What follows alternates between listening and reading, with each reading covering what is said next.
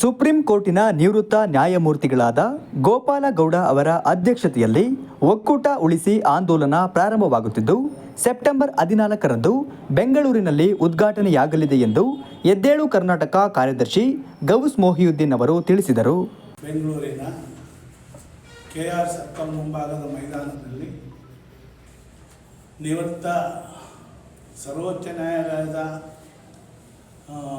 ನ್ಯಾಯಮೂರ್ತಿಯಾದಂಥ ಗೋಪಾಲ್ ಗೌಡರ ನೇತೃತ್ವದಲ್ಲಿ ಒಕ್ಕೂಟ ಉಳಿಸಿ ಅನ್ನೋ ಒಂದು ಆಂದೋಲನ ಸ್ಟಾರ್ಟ್ ಆಗ್ತಾ ಇದೆ.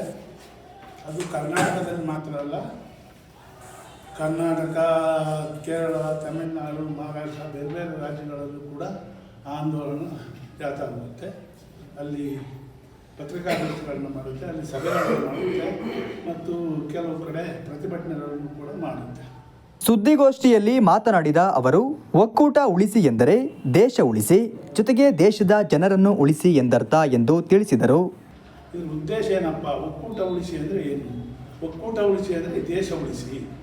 ದೇಶ ಅಂದರೆ ದೇಶದ ಜನ ಉಳಿಸಬೇಕು, ದೇಶದ ಆರ್ಥಿಕತೆಯ ಸಬಲೀಕರಣ ಆಗಬೇಕು.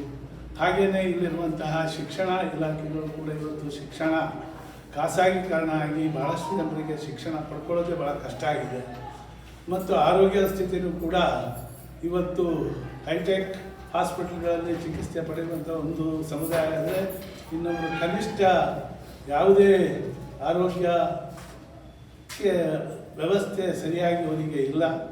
ಇಂಥ ಪರಿಸ್ಥಿತಿಯಲ್ಲಿ ಈ ಒಂದು ಒಕ್ಕೂಟದ ಆಂದೋಲನ ಏನಪ್ಪ ಅಂತ ಹೇಳಿದರೆ, ಭಾರತದ ಪ್ರಜಾತಂತ್ರ ಅಸ್ತಿತ್ವಕ್ಕೆ ಬಂದಾಗಿನಿಂದಲೂ ರಾಜ್ಯಗಳು ಮತ್ತು ಒಕ್ಕೂಟ ಸರ್ಕಾರದ ಮಧ್ಯೆ ಕೆಲವು ತಿಕ್ಕಾಟಗಳು ಇವೆ. ಆದರೆ ಕಳೆದ 10 ವರ್ಷಗಳಲ್ಲಿ ನಡೆಯುತ್ತಿರುವ ದಾಳಿ ಅತ್ಯಂತ ಅಪಾಯಕಾರಿಯಾಗಿದ್ದು, ಸಾಂವಿಧಾನಿಕವಾಗಿ, ಶಾಸನಾತ್ಮಕವಾಗಿ, ವ್ಯಕ್ತೀಯವಾಗಿ ಮತ್ತು ಸಾಂಸ್ಕೃತಿಕವಾಗಿ ಕೇಂದ್ರದ ದಾಳಿಯು ಒಕ್ಕೂಟ ವ್ಯವಸ್ಥೆಯನ್ನು ಮುಗಿಸುವ ದಿಕ್ಕಿನಲ್ಲಿ ಸಾಗಿದೆ ಎಂದು ಹೇಳಿದರು.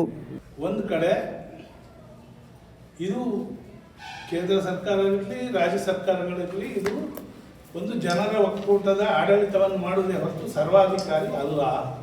ಈಗಾಗಲೇ ನಾವು ಒಂದು 2014ರಿಂದ ಕೇಳ್ತಾ ಬರ್ತಾ ಇದ್ದೀವಿ. ಏನು ಮಾಡಿದರೂ ಕೂಡ ಕೇಂದ್ರ ಸರ್ಕಾರ ಅಂತೂ ಬರ್ತಾ ಇಲ್ಲ. ಏನು ಮೋದಿಯವರು ಮಾಡಿದರು ಏಕ ವ್ಯಕ್ತಿಯ ಹೆಸರು ಬರುತ್ತೆ ಹೊರತು ಒಂದು ಸರ್ಕಾರ ಮಾಡಿದೆ ಅಥವಾ ಜನರಿಗೆ ಒಂದು ನೆರವನ್ನು ನೀಡಿದೆ ಅನ್ನೋದ್ರ ಬದಲಿಗೆ ಏನೋ ಮೋದಿ ಕೊಟ್ಟರು, ಇನ್ನೊಬ್ರು ಕೊಟ್ಟರು, ಮತ್ತೊಬ್ಬರು ಕೊಟ್ಟರು, ಏಕ ವ್ಯಕ್ತಿಯ ಹೆಸರೇ ಬರ್ತಾ ಇದೆ. ಆದ್ದರಿಂದ ಇವತ್ತು ಸರ್ಕಾರಗಳು ಉಳಿಬೇಕಾದ್ರೆ ಒಕ್ಕೂಟ ಉಳಿಬೇಕು. ಒಕ್ಕೂಟ ಉಳಿಬೇಕಾದ್ರೆ ಪ್ರಜಾಪ್ರಭುತ್ವದಲ್ಲಿ ಜನ ಆಯ್ಕೆ ಮಾಡಿದ ಸರ್ಕಾರ ನಡೀಬೇಕು. ಜನ ಆಯ್ಕೆ ಮಾಡಿದ ಸರ್ಕಾರಗಳು ಸರಿಯಾಗಿ ನಡೆದೇ ಇದ್ದಂಥ ಸಂದರ್ಭದಲ್ಲಿ ವಿರೋಧ ಪಕ್ಷಗಳು ಇದನ್ನು ಪ್ರಶ್ನೆ ಮಾಡಬೇಕು.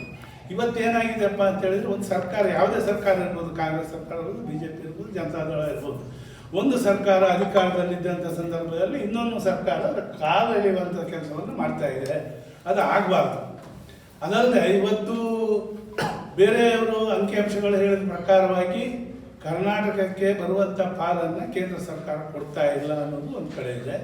ಅದೇ ರೀತಿ ಬೇರೆ ಕೇರಳಕ್ಕೂ ಕೊಡ್ತಾ ಇಲ್ಲ ಅನ್ನೋ ಇದಿದೆ. ಅದರಿಂದ ಎಲ್ಲರಿಗೂ ಕೂಡ ಸಮಪಾಲನ್ನು ಹಂಚುವಂಥ ಕೆಲಸ ಆಗಬೇಕು. ಯಾಕಂದರೆ ಇದು ಜನರ ದುಡ್ಡು, ಯಾವುದೇ ಒಂದು ವ್ಯಕ್ತಿಯ ದುಡ್ಡಲ್ಲ.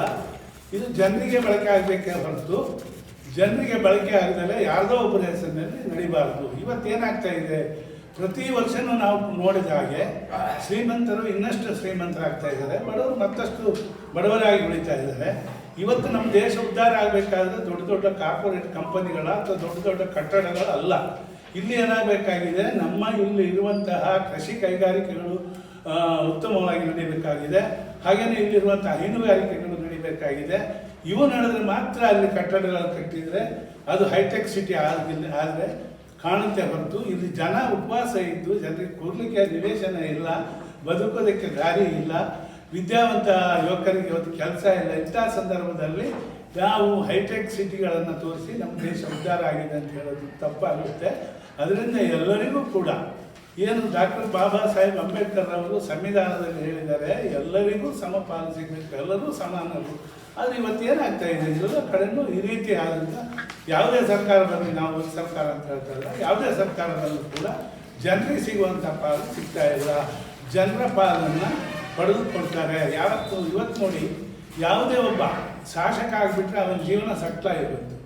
ಅವನು ಕೊನೆವರೆಗೂ ಅವನಿಗೆ ಇದು ವೇತನ ಬರ್ತಾನೆ ಇರುತ್ತೆ, ನಿವೃತ್ತಿ ವೇತನ ಏನಿದೆ ಬರ್ತಾ ಇರುತ್ತೆ. ಆದರೆ ಇವತ್ತು ಒಬ್ಬ ಮನುಷ್ಯ ಕೂಲಿ ಕಾರ್ಮಿಕ 60 ವರ್ಷ 70 ವರ್ಷ 80 ವರ್ಷದವರೆಗೆ ದುಡಿದ್ರೂ ಕೂಡ ಅವನಿಗೆ ಒಂದು ಜೀವನದ ಭದ್ರತೆ ಇಲ್ಲ. ಇದಕ್ಕೋಸ್ಕರವಾಗಿ ಈ ಎಲ್ಲ ಸಮಾನ ಮನಸ್ಕರ ಒಂದು ಒಕ್ಕೂಟ ಸೇರ್ಕೊಂಡ್ಬಿಟ್ಟು ಒಕ್ಕೂಟ ಉಳಿಸಿ ಅಂತ ಒಂದು ಆಂದೋಲನ ಮಾಡಿದೆ.